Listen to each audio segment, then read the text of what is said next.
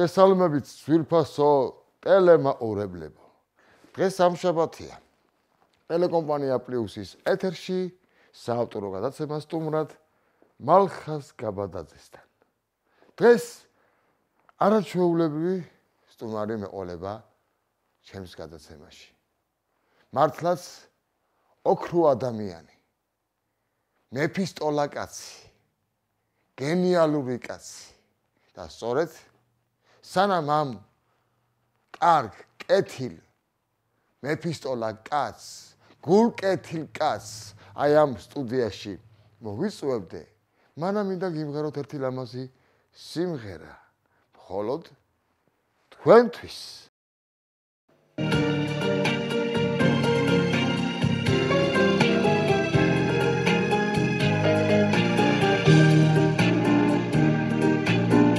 ვინასფარო ცხოვრების სადიდია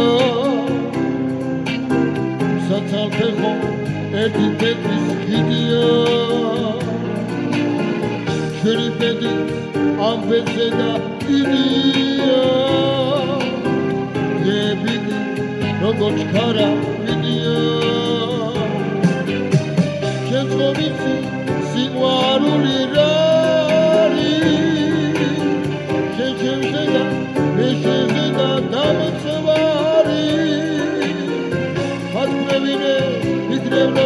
Dagatoro, Ganamzeva, Solidaro, Dagatomo, Kulim Koda, Rogoskaji, Stambulis, Petri Bayati, Kambulis, Haliseshi, Abachentan, Raigo, Esoheri. Lemavela traigo Macrogori Akhalgazda bigavi Kalegiska Udam gaurigavi Arasodes Vitskoria klekura Kurim konda Hauze kudi klekura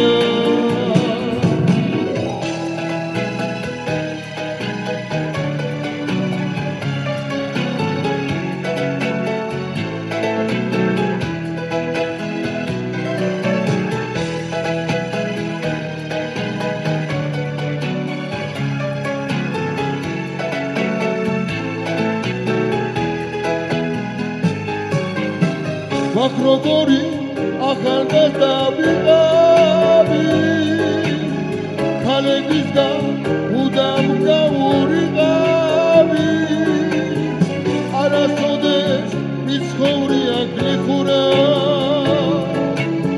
Kulim konda, Hauze kudi klekura Vinasparo, Escholebis dagidya Satalfeho, eti pepis hidia.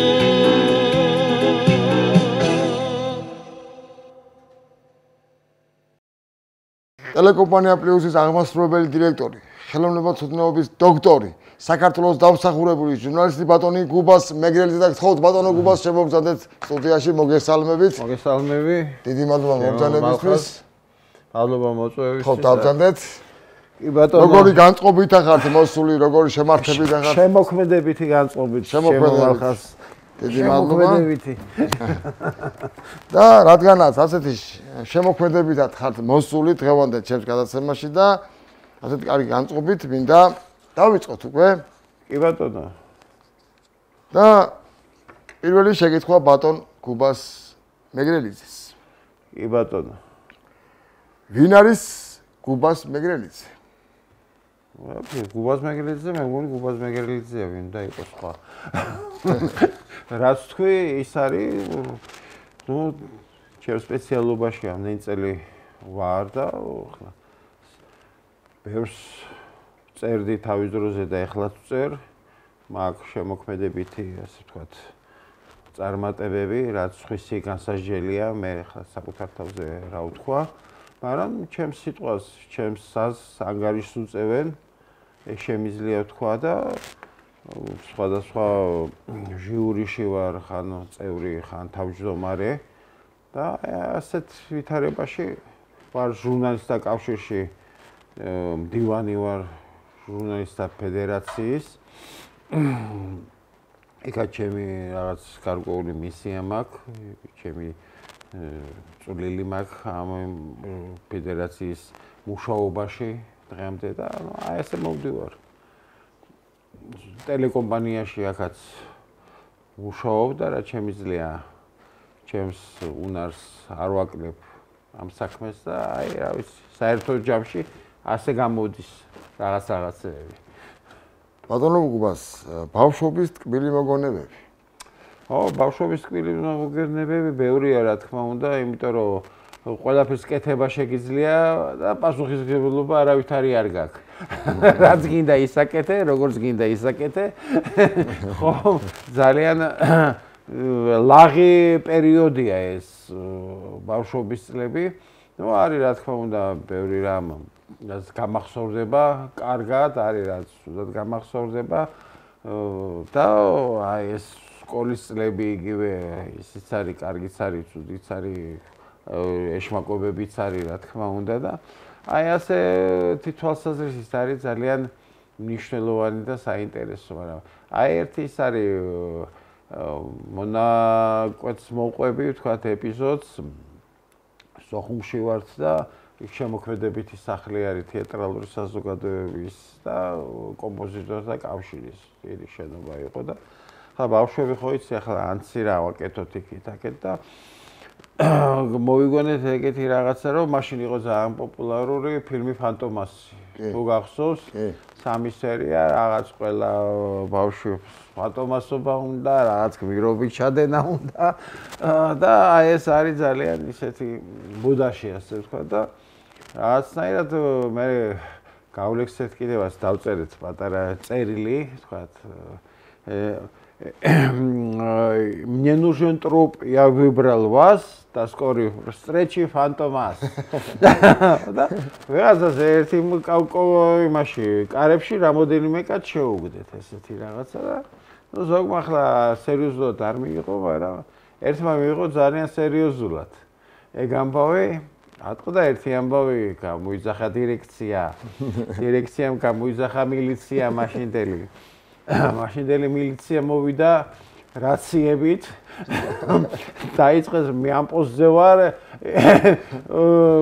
приём я уже на посту приём ატყდა ერთი ამბავი კაცო შევარდე ბავშვი ვიცინით იქვე და აი ესეთი რაღაცა და მე კომპოზიტორი იყო ლილияშვილი, საბავშვო კომპოზიტორი, ძალიან ცნობილი და იმას შემომთავაზა, მოდი საბავშვო ოპერა დავწეროთ და ლიბრეტო დაწერეო და უნდა დაგვეწყო მუშაობა რაღაც და მე ხაბნილი უცებ გარდაიცვალა და ჩაგვეშალა აი ეს საბავშვო ოპერის ჩანაფიქრი, რომელიც შეიძლება აიოლად გამოსულიყო, რა თქმა უნდა და აი ასეთი ონავრული რაღაცები გქონდა რა.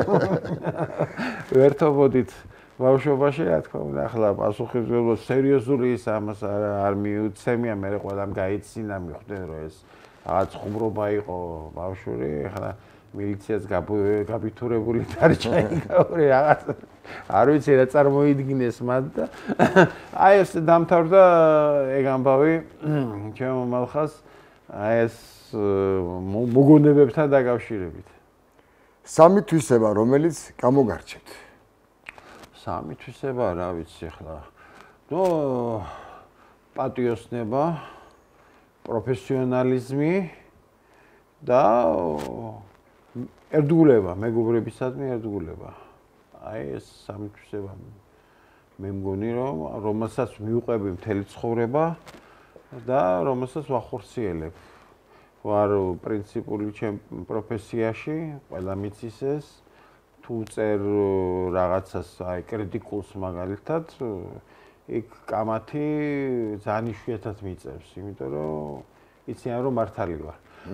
ამიტომ აღარ მიკამათებიან და აი ასე მიყვები აი ამ წესიერებას, როცა მართალი ხარ, ყოველთვის ზურგი მაგარად გამარჯვებული ხარ ყოველ საქმეში და ამიტომ აი ამ პრინციპს თუ არ დაარღვევ, ცხოვრებას გაიტან როგორც პრინციპული ადამიანი და როგორც შემოქმედი. ბატონო გუბას, რატომ აერჩიეთ პროფესიად ჟურნალისტიკა ან თუნდაც თეატრცოდნება? თეატრცოდნება ახლა ავირჩიე, იმიტომ რომ მთელი ცხოვრება ამ სფეროში ვარ, ბავშვობიდან ამ სფეროში ვიყავი, დედაჩემი ცნობილი თეატრცოდნე იყო ნინო შვანგირაძე.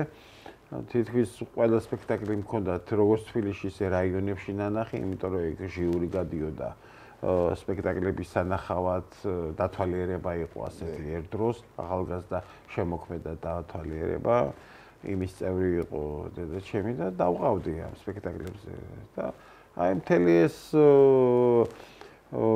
სიტუაცია თეატრალური სამყარო ვიცოდი სკოლის ასაკიდან. და მე დავრჩი ამ თეატრცოდნეობაში, მაგრამ გავყევი ამ გზას დედის კვალს და რაღაცნაირად მინდოდა უფრო ჩემი სიტყვა მეთქვა ამ სფეროში და მეორე ჟურნალისტიკა, ახლა წერა პირველი კურსიდან დავიწყე უკვე პრესაში და ინსტიტუტი რო დავამთავრე თეატრცოდნეობის, უკვე თეატრალური ინსტიტუტი უკვე მიცნობდა საზოგადოება, რა თქმა უნდა და შემდგომში უკვე მოგვიანებით, როცა დაიწყო აი 80-იანი წლები, გაჩნდა სხვა მისწრაფება, სხვა მოთხოვნაც, რომ გარკვეული შენი დამოკიდებულება გამოგეხატა მიმდინარე პროცესებისადმი, იმ მოვლენებისადმი, რაც ჩვენ გარშემო ხდებოდა. კარგი იქნებოდა ცუდი. რა თქმა უნდა, ეს ამის ასახვის სურვილი გამიჩნდა და ამის შემდეგ უფრო აქტიურად დავიწყე ჟურნალისტიკაში მუშაობა, იგივე ვითარების ანალიზი შექმნილი პოლიტიკური თუ საზოგადოებრივი ვითარების, არაერთი პუბლიკაცია მქონდა სხვადასხვა გაზეთებში და ჟურნალებში, გარკვეულ იმაზე წერლებზე, თეატრალურ მოღვაწეებზე და შემდგომ აი ამას მივყვები ინტერვიუები გაჩნდა მე სხვადასხვა მოღვაწეებთან, როგორც თეატრალებთან იყო თავისთავად ცხადია, პოლიტიკურ მოღვაწეებთან, შემდგომ პარლამენტში აკრედიტაცია მქონდა და ვაშუქებდი ამ პარლამენტის ხდომებს, არა მარტო ვაშუქებდი, ვაანალიზებდი მიმდინარე მოვლენებს და აი ესე ჩამithრე ამ საქმემ ძალიან ღრმად. ასე ვთქვამ, შემდეგ ჟურნალისტთა კავშირის, მაშინ კავშირი იყო ფედერაცია, უფრო სწორედ მე კავშირი გახდა ისე წევრი გავხდი, მე გამგეობის წევრი, პრეზიდიუმის წევრი და ეხლაც ვარ გამგეობაში საკმაოდ აქტიურად ჩართული. აი ასე მოვდივართ, იმიტომ რომ თუ ადამიანმა თავისი დამოკიდებულება არ გამოუხატა მიმდინარე პროცესებისადმი, ხო? შენი სიტყვა არ თქვი, შენი ემოცია არ გამოხატე, ისე მე ვფიქრობ, რომ ცხოვრებას და აი ამ შემოქმედებით მუშაობას აზრი არ აქვს. შენ ყოველთვის უნდა იყოს შენი პოზიციით, შენი დამოკიდებულებით, შენი სიტყვით. აი ასეთი სამაქმე შეხედულება ამ ჩემ პროფესიებზე და იმიტომ ვარ ერთგული, იმიტომ ვარ ამ საქმეში ასე აქტიური ჩართული და მაგ როგორც თეატრალური საზოგადოების, ასევე ჟურნალისტთა ფედერაციის რამდენიმე პრემია ამ საქმიანობასთან დაკავშირებით და აი ასე მოვდივარ ჩემი შემოქმედებით. პატრიოტიზმი რა არის თქვენთვის? პატრიოტიზმი არის საკუთარი თავის პოვნა ცხოვრებაში.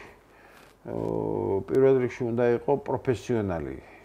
და ეს არის პატრიოტიზმი და ქვეყნის პატრიოტიზმი რა თქმა უნდა მნიშვნელოვანია და უნდა იყოს და ამით გამოხატავდე შენს დამოკიდებულებას მიმდინარე მოვლენებისადმი, როგორც მაშინ აი 79-ზე 18 წლიდან მოყოლებული ქართული ენის პრობლემა რო დადგა, მთელი სტუდენტობა რო დავირაზმეთ მაშინ რუსთაველზე, მაშინაც ეგონათ რომ უსისხლოდ არ დამთავრდებოდა ეს გამოსვლები, მაგრამ საბედნიეროდ დამთავრდა და მივიღეთ ის შედეგი, რაც გვინდოდა. შემდეგ 80-იან წლებში იგივე დატრიალდა და ყველა ვიყავით რუსთაველზე როგორც ფიზიკურად, ისე წერილებით, ისე გამოსვლებით, ისე დამოკიდებულებით და ეხლაც ასეა, ეხლაც ვიღებენ მონაწილეობას აქციებში, დღევარიქ სადაც უნდა ვიყო და ჩემი შემოქმედებით ვცდილობ რომ აი ეს პროცესი ავსახო და გამოვეხმაურო ჩემი დამოკიდებულებით მიმდინარე პროცესის, იმიტომ რომ ხელოვანა თუ თავისი დამოკიდებულება არ გამოამჟღავნა და არ ასახა, ხო, ის ხელოვანი ვერ იქნება, პიროვნებად ვერ შედგება სხვაგვარად. აი, გახსოვთ ალბათ ვლადიმერ ალექსი-მესხიშვილი, რომელიც უდიდესი მსახიობი იყო, მაგრამ იდგა ბარიკადებზე, თავის სიტყვას ამბობდა, სიტყვით და მოუწოდებდა სცენიდან თავისუფლებისკენ მთელ ქვეყანას და ეს არის შემოქმედება და ეს არის ნაღდი შემოქმედი. და ამიტომ მე ვფიქრობ, რომ ყოველთვის უნდა გამოხატო შენი დამოკიდებულება, თქვა შენი აზრი და ეს არის პატრიოტიზმი. იდგე იქ, სადაც ქვეყანას სჭირდები. საქმით ოღონდ და არა ცარიელი სიტყვით და რაღაც ლოზუნგებით. ქართველი ერის დიდი პრობლემა. აჰა. ქართველი ერის დიდი პრობლემა დიდი ხანია, ბოლო 30-35 წლის მანძილზე. ეს არის გაერთიანების პრობლემა, ეს არის ერთიანი სახელმწიფოებისკენ სწრაფვა, რომელიც ვერაფრით ვერ მივაღწიეთ და 35 წელი მთელი თაობა იქიდან მოყენებული ქუჩაში დგას დღემდე. ყველა დალაგდა, ყველა სახელმწიფო დალაგდა ჩვენი სახელმწიფოს გარდა. ყველას აქვს თავისი ისა, აი ჩვენ ვერ დავლაგდით, რა გვჭირს არ ვიცი. ყველას ის უნდა, რა ქვია, პირველობა უნდა, ყველას რაღაც საშოვარი უნდა, ყველას რაღაც სარგებელი უნდა. გაიგეთ, ესეც არის, რა თქმა უნდა, მაგრამ აი ძირითადი პრობლემა ეს არის, რომ ქვეყანა ვერ დალაგდა. და დალაგების გზაზე როცა დადგა, უკვე აი რაღაცნაირად ევროპისკენ აღებული კურსი გაჩერდა. ხელოვნურად გაჩერდა, რა თქმა უნდა, ეს ყველას ძალიან აღელვებს ეს ამბავი, მთელი თეატრები გამოვიდნენ, მსახიობები ამის წინააღმდეგ, აღაიღმაღლეს ხმა, ბევრი დაჯარიმდა, ბევრი საპყრობილეში აღმოჩნდა, მაგრამ სიმართლე და დემოკრატია ვფიქრობ გაიმარჯვებს, ისინი გამოვლენ როგორც გმირები და ვინ ჩასვა ისინი იქნებიან ქვეყნის მოღალატეები. მე ამაში დარწმუნებული ვარ. ეთანხმებით. რას ნიშნავს თავისუფლება? თავისუფლება საინტერესო ის არის, იმიტომ რომ ყველა იძახის, რომ თავისუფლება გვინდა, თავისუფალი მოქალაქეები ვართ, მაგრამ ამ დროს არ არიან თავისუფალი მოქალაქეები, იმიტომ რომ ხან ერიდებიან საკუთარი აზრის გამოთქმას, ხან ვიღაცის ზეგავლენის ქვეშ არიან. თავისუფლება არის, როცა საკუთარ თავთან რჩები სრულიად თავისუფალი, როგორც შინაგანად და მორალურად. აი მე რაპკოსტავა ამბობდა, აი 4 კედელში როცა ხარო ადამიანიო, მაგრამ სულიერ თავისუფალი ხარო და მე ვიყავიო სულიერ თავისუფალიო. 4 კედელში გამომწვეული კაცი იყო თავისუფალი, იმიტომ რომ იმას მორალურად და შინაგანად იყო თავისუფალი. იმიტომ რომ იმას თავისუფლების იდეა ათავისუფლებდა ამ 4 კედლისგან. ხო და აი ეს არის თავისუფლება, როცა შენ ყოფას აცნობიერებ იმ სამყაროში, სადაც ცხოვრობ და სადაც მოღვაწეობ. რამდენად თავისუფლად აზროვნებ და თავისუფლად იქცევი საზოგადოებაში, რომ შენმა თავისუფლებამ რაღაცა სარგებელი მოიტანოს. და არა თავისუფლება კრიმინალში არ უნდა გადაიზარდოს. და რაღაც ქაოსში არ უნდა გადაიზარდოს. თავისუფლება ეს არის მწყობრად განსაზღვრული ინსტიტუტი, როცა უნდა იცოდე შენ რას აკეთებ.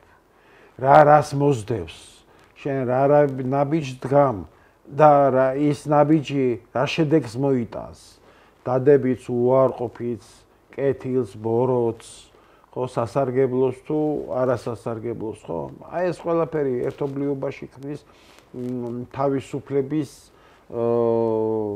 იდეას რა თავისუფლების ჩანასახს როგორ უნდა იმოქმედო შენ პირობნებამ რომ იყო თავისუფალი და თავისუფალი საზოგადოების შექმნას შეუწყო ხელი რა არის თქვენი მიზანი მიზანი არის ცხოვრებაში დარჩე პატრიოტად პრინციპულ ადამიანად აკეთო შენი საქმე ერთგულად თავდაუზოგავად პროფესიულ დონეზე რა თქმა უნდა და შეიტანო რაღაც ახალი შტრიხი ამ შენი საქმიანობით შენ პროფესიაში საზოგადოებრივი აზრის ჩამოყალიბებაში და ამას თუ მიაღწია ეს უკვე დიდი ამბავია ერთი ადამიანისთვის ერთი პიროვნებისთვის რომ შენ შექმნა შენი დამოუკიდებელი ასე ვთქვათ სამყარო შენი დამოუკიდებელი შემოქმედება რითაც განგასხვავებ შენ სხვისგან აი ეგ არის მთავარი რით кайფობ ეგ ძალიან ცუდი არის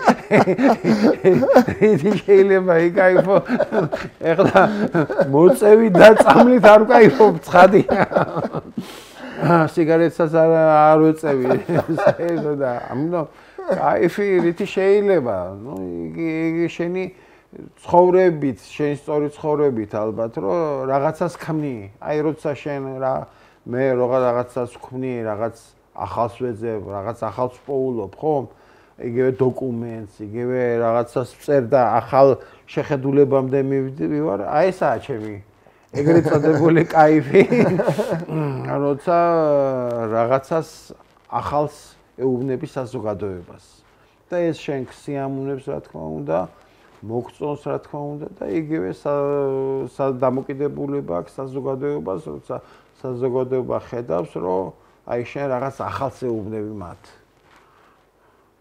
აი ეს არის აი ეს кайფი ასაჩი кайფი უცხახე როგორი მეუღლეა გუბას მეგრელიძე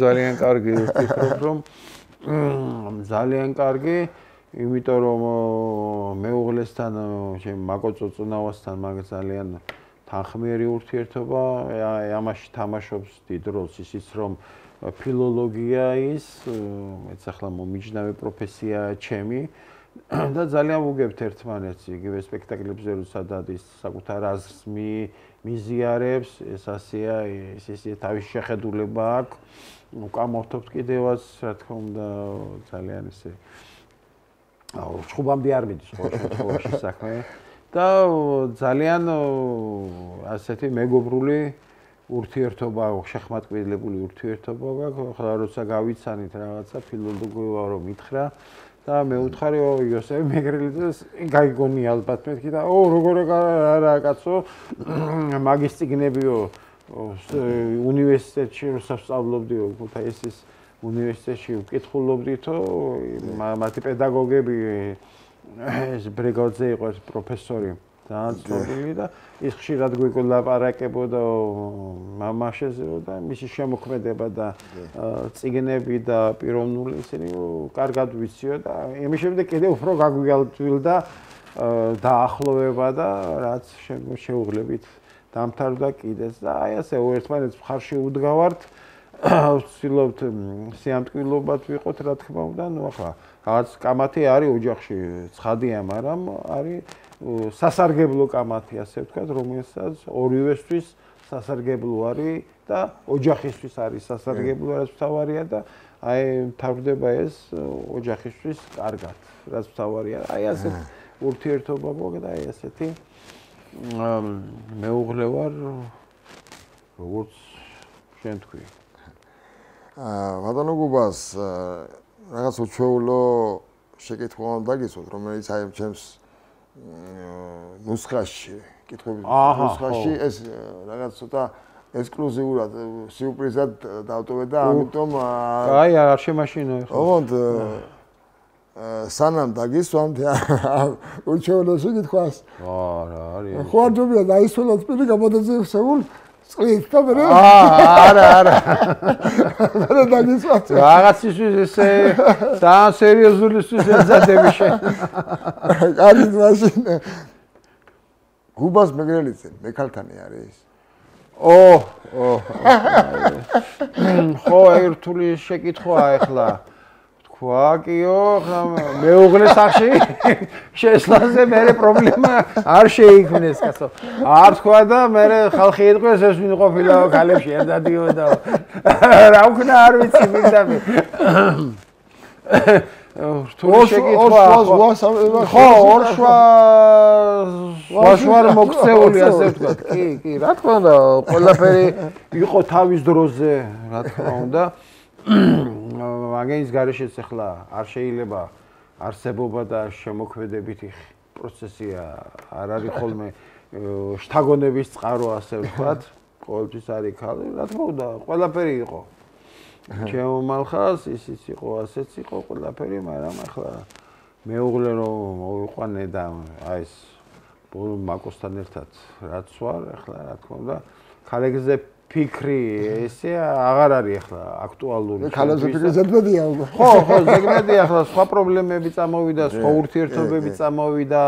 ის გრძნობა რომელიც არის ახლა ოჯახში მეუღლის მიმართ, ახლა რა თქმა უნდა, ის წონის ყველაფერს ამჟამად. გეთახმებით ბატონო გუბას. ფრაზა რომელსაც ხშირად ვიყენებ. ფრაზა ხშირად ვიყენებ. ხშირად არის ვიყენებ ხოლმე.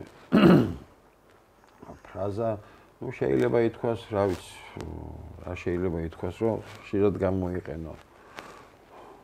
სიმართლის თქმა, თქვა, ეს არ უნდა გააკეთო, თქვა, ვიღაცას რომ ვითქვამს, ხო? ეს ასე არ არის, თქვა, პროფესიულ იმაზე. აი ეს ალბათ და კეთილგანწყობითი როცა ხარ, უნდა უთხრა ადამიანს, რომ როგორ ახარ და მე შენ გვერდით ვარ ყოველთვის არ შეგეშინდეს და ერთად გავიტანთ იმ ლელოს, იმ საკითხს, რაც ვთქვათ, პრობლემურია ჩვენთვის იმ მეგობრისადმი დამოკიდებულებაში და საერთოდ იმ გარკვეულ ვითარებაში, საიდანაც გვიწევს ამოსვლა. უფრო რა თქმა უნდა, მიგულე შენ გვერდით. სიტყვა რომელიც არ გიყვართ.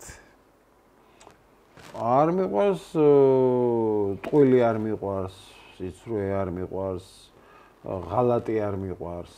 ეს არ მიყვარს, ძალიან არ მიყვარს და ამას ვამბობ კიდევაც და ხალხი ზოგიერთი ადამიანი ჩამომიცილებია კიდევაც ამის გულისთვის, იმიტომ რომ უზნეო ადამიანთან ვერ იქნები ახლოს და ვერ იქნები მეგობრულ ურთიერთობაში. ასე რომ ადამიანს ყოველთვის არჩევ და ფილტრავ ყოველთვის მის საქციელს, მის ურთიერთობას, შენ და მის საზოგადოებისადმი შეიძლება ვიღაცას მოექცეს ცუდად და მაგრამ ის შეიძლება მე შემოგიტრიალდეს, ხო? ისევე მოგიქცეს შენ, როგორც ექცევა სხვას. ხო და ამიტომ დიდი ყურადღება არის საჭირო, რომ ადამიანი ყავდეს ისე შეარჩიო მეგობარი და ახლობელი, რომ აი ასეთი არჩევანის წინაშე არ დადგე. ძულთ ვინმე? ნუ ახლა ძულ ახლა მტერი მძულს რა თქმა უნდა. მტერი მძულს, მაგრამ ახლა შემოქმედებით იმაში როგორ არის იცი ახლა როცა რაღაცას გეუბნება, თქვა ბევრჯერ მქონია ესეთი კამათი და ესეთი საფუძვლიანი კამათი თან პრესაში და ყოველთვის ვამარცხებ რატო? იმიტომ რომ ვიცი რომ სიმართლე ჩემს მხარეზე, იმაზე არ ვკამათობ, რაშიც მართალი არა ვარ. საერთოდ და როცა მეკამათებიან, აქ ძალიან იოლია, იცი, იმის რა ქვია, ამ კამათის მოგება, ამ ურთიერთობის ისა. უფრო მეწოდებიან ხოლმე ის ხალხი, რომლებიც რაღაც არ არსებულზე გეკამათებიან, იცი, და მერე კაპიტულებული რჩებიან. აი იყო რაღაც კამათი რაღაც სპექტაკლთან დაკავშირებით დავწერე ჩემი აზრი, უარყოფითი სხვათა შორის, იმიტომ რომ ეს არ იყო ის სპექტაკლი, რომელიც უნდა ეჩვენებინათ მაყურებელზე საკმაოდ სუსტი, სუდად გაკეთებული, რეჟისურულად გაუმართლებელი ინსცენირება სუდად გაკეთებული, რაღაც გაუაზრებლად და ეს რო დავწერე რაღაც სხვადასხვა თეატრებიდან, რაიონების თეატრიდან გამომეხმაურნენ მსახიობები. რომ თან რა იყო უმეტესი ადამიანის ესე ვთქვათ, ძირითადი შტრიხი სათქმელი აზრის, რომ მართალია მე სპექტაკლი არ მინახავს, მაგრამ დარწმუნებული ვარ, რომ კარგი იქნება. ახლა ეს რა არგუმენტია. იცოცხლე მოვდექი ყველას. რა თქმა უნდა, თქვენ საქმეს მიხედავთ, ჩამოუთვალე, ვის რა ნაკლი ქონდა. ზოგი ვერ მეტყველებდა, ზოგი სპექტაკლში როლი ქონდა, სუდად ნათამაშები, ზოგი წლობით არ იყო სცენაზე გამოსული და თქვენ საქმეს მიხედეთ, მე ვუთხრა. თქვენ თავს მიხედეთ, ჯობია შხუის წარებას თავიდან და მე საბუთიშოდ გაუხდა საქმე. სხვათა შორის ხო და არ გვინდოდაო ასე დაწერაო, ცუდად გამოვიდა და ასე მიდამოდეს რაღაცა და აი ასე არის ხოლმე რა, რომ ძირითადად პერს უყურებ ირონიით. გირჩევნიათ ნაკლები სამუშაო გქონდეთ, თუ მეტი სამუშაო, რომლის კეთებაც ნამდვილად გსიამოვნებთ. რა თქმა უნდა, მეტი საქმე ჯობს. მეტი საქმე ჯობს, მაგრამ არეალი, იცი, როგორ არის მალხაც ძალიან შევიწროებულია პროფესიული თვალსაზრისით, იმიტომ რომ პროფესიული ჟურნალი ერთი არის, თეატრი არის და იქ ვიბეჭდები თითქმის ყოველ ნომერში. დანარჩენი ლიტერატურული საქართველო არის და ისიც გაჩერდა მგონი ახლა არ ვიცი დროებით თუ როგორ და საქართველოს რესპუბლიკა არის, სადაც გავაგზავნი ყოველთვის ბეჭდავენ და მადლობა მათ რა თქმა უნდა, ასეთი თანადგომის. დანარჩენი პრესაში იცით, არ აინტერესებთ. არც თეატრი არ აინტერესებთ, არც ჟურნალისტიკური რაღაც ჩანახატი არ აინტერესებს. უფრო არიან გადასული რაზე, იცი, საინფორმაციო ხასიათის მასალაზე. ჩვენ რომ ვკითხოს, ინფორმაცია უნდა მოვაწოდოთ და არა ანალიტიკაო და არ არის ეს სწორი, იმიტომ რომ ანალიტიკა საჭიროა, რომ მკითხველი რაღაც გზაზე დააყენო და რაღაც საკითხებში, რომელსაც ვერ ერკვევა, თქო, იმ ინფორმაციის მიწოდების დროს, ხო, რასაც ის იღებს, ამაში გაარკვიო. მკითხველი და საზოგადოება რა არის ხო უნდა უთხრა და ამიტომ რაც მეტი გაქვს სამუშაო, რა თქმა უნდა, უკეთესია, უფრო მობილიზებული ხარ. იყო პერიოდი, როცა გაზეთები რო გამოდიოდა ძალიან 90-იან წლებში, ერთ კვირაში სამ სხვადასხვა გაზეთში იყო ჩემი წერილი. ერთი კვირის მანძილზე. აი ასეთი ინტენსიური მუშაობაში ვიყავი ჩაბმული და ეს გრძელდებოდა კარგა ხანს სხვათა შორის რამოდენიმე გაზეთი ერთი კვირის მანძილზე, იმიტომ რომ კვირაში ის გაზეთი გამოდიოდა ერთჯერ, ხო, ახლა წარმოიდგინე სამი გაზეთი, სამი წერილს დაწერა ერთი კვირის მანძილზე და ასეთი მიყოლებით, ხო, არის საკმაოდ რთული შრომატევადი და უნდა იყოს სულ მობილიზებული ფორმაში, რომ მოასწრო ამის დაწერა, ამის გაგზავნა ხო და გააზრება თავისთავად ხო უნდა გაიაზრო და აი ამიტომ ეს იყო კარგი ჩემთვის და ამიტომაც არის რომ საკმაოდ ბევრი სტატია და გამოკვლევა დამიგროვდა. თქვენი ყოველდღიური ცხოვრების აჩქარებაში რას ვერ ხედავთ? რას ვერ ხედავ? მე მგონი ყველაფერს ხედავ. შეიძლება რაღაც დრო გაგექცეს და გაფლანგო დრო შეიძლება აი გაგექცეს. უბრალოდ სხვა საქმეზე გადაიტანო შენი ყურადღება და ალბათ ეს თორე სხვა რა შეიძლება ვერ დაინახო. თითქოს ყველაფერს ხედავ. აი ეს არის დრო შეიძლება რაღაცაში აი გაგექცეს ან რაღაცნაირად ან სხვა რამეში ან თქვათ კეიფში ან დროსტარებაში ან რაღაცა წასვლაში ხო დაბადების დღეზე ან ბანკეტზე ან რაღაცაში. აი ეს თუ არის თორე სხვა ვფიქრობ რომ ისეთი არაფერი. რისი ყიდვა არ შეიძლება ფულით?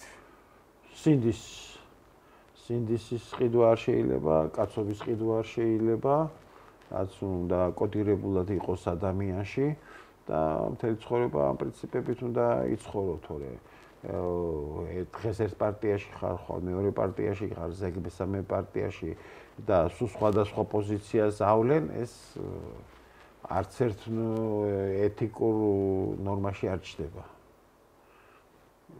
რამდენ მეგობარს დაუჯერებდით თქვენ ცხოვრებაში? ხა მეგობარს დაუჯერებ ერთ-ორს ალბათ, მეც არა, იმიტომ რომ ბევრის დაჯერებას სხვადასხვა აზრი როცა არის, გიჭირს რაღაც ანალიზის გაკეთება და ერთ აზრამდე დაყვანა, რომელია სწორი. ალბათ უნდა გადაამოწმო ერთ-ორ თავისი გჯერა, ვინც არის, ვთქვათ, ესეთი ერუდირებული ადამიანიც, წესიერი ადამიანიც და იმის აზრის მოსმენის შემდეგ საკუთარი ის დასვნა უნდა გააკეთო. საკუთარი თავის უნდა გჯეროდეს პირველ რიგში. რა არის თქვენი ყველაზე ძვირფასი ქონება? ქონება ცოდნა და პროფესიონალიზმი. რითაც მოდიხარ მთელი ცხოვრება, იმიტომ რომ ახლა ფული მე არ მაქვს, ბიზნესი მე არ მაქვს. ხო და აი, ჩემი პროფესიით, ჩემი უნარით მოვდივარ და გამაკლელო ასე ვთქვათ. მთელი ცხოვრების მანძილზე ეს არის და ეს სხვა დივიდენდი მე არ მაქვს. რომელია თქვენი საყვარელი სპექტაკლი? სპექტაკლი ხა საყვარელი სპექტაკლი ეგრე არ ვიტყოდი, მე ვიტყოდი რომ მნიშვნელოვანი სპექტაკლი, რომელიც ქართული თეატრისთვის აღმოჩნდა საეტაპო და ძალიან განსაზღვრელი და მნიშვნელოვანი. ხა საყვარელი მე მიყვარს და მე მომწონს, ახლა გიყვარს და მომწონს იყო კი ხანუმა, რომელიც ყველას გიყვარდა და აჯერ თუ მეჯერ მაქვს ნანახი, იმიტომ რომ ყოველთვის სხვადასხვა იყო ეს სპექტაკლი, რამაზი და ეროსის დუეტი იყო, წარმოუდგენელი ამბავი იყო. ეს მთელი ცალკე თეატრი იყო. და ამიტომ მისი ნახვა, არ ნახვა იყო შეუძლებელი და ესე იგი მნიშვნელობით იყო ძალიან მნიშვნელოვანი ახლა რას მე ვნახე, ყვარყვარე რუსთაველის თეატრში. იყო მნიშვნელოვანი სამანიშვილის დედნაცვალი რუსთაველში, იმიტომ რომ ეს სპექტაკლები, რომელიც ამოატრიალეს მსოფლმხედველობა ამ სპექტაკლების რუსთაველის თეატრი, ხო? რომელსაც თამაშობდა სამანიშვილის ბატონი გოგი გეგეჭკორი, რამაზი, ბუხუთი ზაქარიაძე, სერგო ზაქარიაძე, იმიტომ რომ პირველად მოხდა აქ გათანამედროვება კლდიაშვილის სამყაროსი, როცა არ ჩოხაში იყვნენ ისინი, არც ყოფითი დეტალები იყო, არამედ თანამედროვე კოსტუმებში, რამაზ ბოხოს დაიხურავდა თავზე, გოგიჭორი ყაბალახს მოისხამდა და უკვე პერსონაჟი იყო. ამოატრიალეს მთლიანად დამოკიდებულება, აი თანამედროვე თვალით დაინახეს კლდიაშვილის სამყარო. ეხლაც ფიქრობენ, ეხლაც იდგმება ასეთი სპექტაკლები, მაგრამ ახლოს ვერ მივა აი ამ გადაწყვეტით არის გაუგებარი რამ მე ამას კლდიაშვილის სამყაროს ვერ უწოდებ, რაც დღეს ხდება ქართულ თეატრში, ეს არის სრული გაუგებრობა და საკუთარი რაღაც თავის წარმოჩენის მცდელობა, რაც ყველა შემთხვევაში კრახით ვთავრდება. ასე რომ აი ეს სპექტაკლები ძალიან მნიშვნელოვანი იყო ჩემთვის იბსენის მოჩვენებანი, სადაც ვერიკო და აკაკი ვასაძე თამაშობდნენ ერთად და სოფიკო ჭიაურელი იყო იქ და კივი ბერიკაშვილი. აი ეს ამ ორი დიდი მსახიობის სცენაზე ხილვა ყოველთვის იყო მნიშვნელოვანი და აი ეს ისტორიული მნიშვნელობის სპექტაკლები იყო ჩემთვის, რასაც ხედავ ლეგენდებს როცა ხედავ სცენაზე, დღევანდელი თავალით ისინი ლეგენდები არიან, მაშინაც ლეგენდები იყვნენ, ყველასთვის სათაყვანო ადამიანები და როცა ხედავ მათ სცენაზე, როცა ყავს ისინი ნანახი, ხარ ბედნიერი ადამიანი, რომ ასეთ დიდ ადამიანებს უყურებდი სცენაზე და არამედ უყურებდი, ვიცნობდი პირადად, მქონდა საუბრები, ურთიერთობები და აქედან გამომდინარე მთლიანობაში ეს იყო დაუვიწყარი დღეები, რა თქმა უნდა. როგორია თქვენი ერთი ჩვეულებრივი დღე? ჩვეულებრივი დღე არის ჩვეულებრივი დღე. როცა სახლში ვარ, დილიდან მე გამოვდივარ სახლიდან, მოვდივარ ტელევიზიაში, ვიწერ ჩემო გადაცემებს, რომელიც მიმყავს ავტორი გადაცემები, მოიხსენება ორია, რომელსაც იყო დებატები, პოლიტიკური დებატები და მეორე გადაცემა, რომელიც მიმყავს სხვა ქვეყანა ამაზე მეტი არ გამაჩნია და მესამეა თეატრალური ნიღაბი, რომელიც აი ეს პერიოდულობით გადის ეთერში. ამათ ვამზადებ ხოლმე, ვწერ რეცენზიებს სპექტაკლებზე, რომელსაც ვაწვდი სხვა რედაქციებს, რა თქმა უნდა. აი ასე რომ და მონაწილეობ იმ საზოგადოებრივ პროცესებში, რაც არის მაგალითად, როცა არის თეატრალურ საზოგადოებაში გამგეობის ხდომა, იმაში მონაწილეობ აქტიურად ჟურნალისტთა ფედერაციაში, როცა არის გამგეობის ხდომა, იმაში მონაწილეობ აქტიურად ვარ და აი ასე პერიოდულად მიწევს ჟიურის წევრობა ან თავმჯდომარეობა, ეს ყოველდღიურობაში არ შედის, მაგრამ მაინც და აი ასეთი აი ყოველი დღე არის აი ასეთ რაღაც ფიქრში მიდის ხოლმე ან სპექტაკლზე ფიქრში, თუ სპექტაკლზე არა ვარ, მაშინ რაღაცას წერ ჩემ აზრს ამ სპექტაკლზე ან კვლევა ვაწარმოებ გარკვეულ საკითხებზე, რაც მნიშვნელოვანია ქართული თეატრისთვის და აი ის გამოკვლევები, რაც მაგ ეხლაც გრძელდება სხვათა შორის, აი ჟურნალ თეატრში ჩემი წერილების სერია 30-იანი წლების რუსთაველის თეატრის შესახებ, რომის კვლევაც მე დავიწყე და ამით გარკვეული სიახლე შევიტანე რუსთაველის თეატრის ისტორიის კვლევაში 20-30-იანი წლების, რაც მანამდე ცნობილი არ იყო, იმიტომ რომ საბუთები არ იყო გამომზეურებული და აი ეს დღემდე ეს ძალიან დიდი ინტერესი იწვევს და ყავს მკითხველი და არის აზრთა, ვთქვათ, მირეკავენ და ეს როგორ იყო, ის როგორ იყო, იმიტომ რომ დეტალები საზოგადოებისთვის უცნობია. დღემდე უცნობი იყო და აი ასეთ კვლევაციებაში, იმიტომ რომ მონაწილეობ აგრეთვე სამეცნიერო კონფერენციებში და იქ მოგეხსენებათ რაღაც სიახლე უნდა გამოიტანო, ხო, სამსჯავროზე და აი ეს ფიქრი გიწევს, სანამ ის დაიწყება, უნდა მოამზადო ეს საკვლევი თემა, ხო? და აი ამ კვლევაში ძიებაში გადის დრო, ყოველი დღე რაღაცას ერთმანეთს მატებს. აი ამ კვლევაში, ამ რეცენზიის წერაში და აი ასე გადის ეს დრო მეგობრებთან ურთიერთობაში, რა თქმა უნდა და აი ასე. სამწუხაროდ და გავიდა, სულ მეუბნებოდნენ, რომ ძალიან მალე გავა ცხოვრების წლები, რომ მე ვუთხარი რა მეჩქარება რა, გადიშქარა, მაგრამ ჩქარა გავიდა. ამდენი წელი გავიდა ახალგაზრდობიდან, მართალია თავს ახალგაზრდა თვლი ჯერ კიდევ, მაგრამ ის ენერგია მოდის. ახლა მაგრამ წლები ხო გადის მაინც თავისას შვება და აქედან გამომდინარე უნდა მოასწრო ის, რისი თქმაც გინდა. და აი ამაზე ფიქრში გადის დღე, თვე, წელი და რომელიც დღიდან იწყება, რა თქმა უნდა. ყოველდღიური ფიქრით. სამწუხაროდ, ჩემი გადაცემის გაკუთვნით დასასრულს უახლოვდება და სასიამოვნო იყო თქვენი სტუმრობა ჩემი გადაცემაში ბატონო გუბას. ჩვენთვისაც, იმიტომ რომ ვისაუბრეთ ინგლისზე, რასაც არ მისაუბრია ხოლმე გარკვეული საკითხებთან დაკავშირებით და კარგია რომ ეს საზოგადოებრივი აზრი და ის მუსირებს შენ გადაცემაში და ძალიან კარგია რომ აი ასე ვსაუბროთ გულახდილად, მეგობრულად და შეიძლება ვინმესთვის საინტერესოც იყოს. დიდი მადლობა კიდევ ერთხელ მობრძანებისთვის, ასეთი საინტერესო ინტერვიუსთვის. საუბარი დავარქვით და მინდა წარმატებები გისურვოთ თქვენ საქმიანობაში და ძვირფასო მეგობრებო, დღევანდელი ჩემი გადაცემის სტუმარი იყო ბატონი გუბას მეგრელიძე. დიდი მადლობა ბატონი გუბას მადლობა მოწვევისთვის და წარმატებებს ვისურვებ.